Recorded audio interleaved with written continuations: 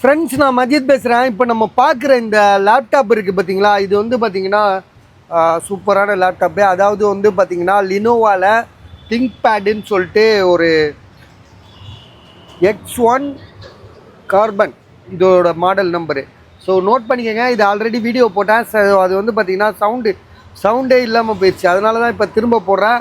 ஆக்சுவலாக இது வந்து பார்த்தீங்கன்னா 2,00,000 சில்லற ரூபா லேப்டாப் இது.